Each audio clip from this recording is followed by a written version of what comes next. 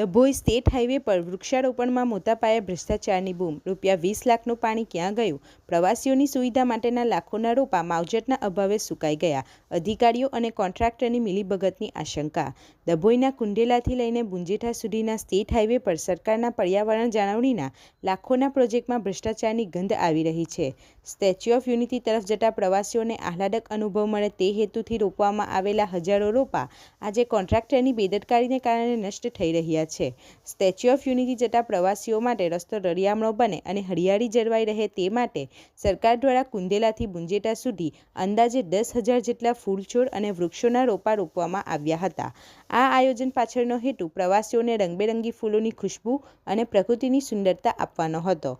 ₹20 લાખનો ધુમાડો. સ્ટેટ હાઈવેના અધિકારીઓ દ્વારા આ રોપાઓની જાળવણી અને નિયમિત પાણી છાંટવા માટે કોન્ટ્રાક્ટરને ₹20 લાખ ઉપરાંતની માતબર રકમનો કોન્ટ્રાક્ટ આપવામાં આવ્યો હોવાનું જાણવા મળ્યું છે. આમ છતાં વાસ્તવિકતા કંઈક અલગ જ ચિત્ર રજૂ કરી રહી છે.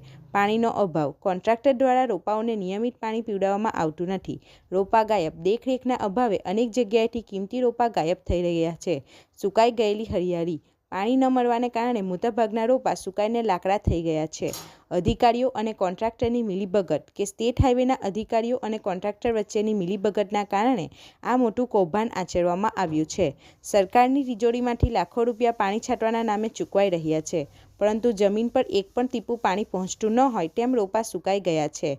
પ્રવાસીઓ અને પર્યાવરણને નુકસાન. સરકાર દ્વારા પ્રવાસીઓના આકર્ષણ માટે કરવામાં આવેલું લાખોનું આંધણ અધિકારીઓની બેદરકારીને કારણે એળે ગયું છે. એક તરફ પર્યાવરણ બચાવવાની વાતો થાય છે, ત્યારે બીજી તરફ તૈયાર રોપાઓને પાણી વગર મળવા છોડી દેવામાં આવ્યા છે. આ બાબતે ઉચ્ચ સ્તરીય તપાસ કરવામાં આવે અને જવાબદાર કોન્ટ્રાક્ટર તેમજ અધિકારીઓ સામે કડક પગલાં લેવામાં આવે તેવી લોકમાંગ ઉઠી છે. રિપોર્ટર ફજલ રજાક ખત્રી સાથે ગુજરાત અદ્ભુત ન્યૂઝ ગુજરાતી. ઘટનાના સમાચાર જોવા માટે ગુજરાત અદ્ભુત ન્યૂઝ ગુજરાતીને લાઈક કરો.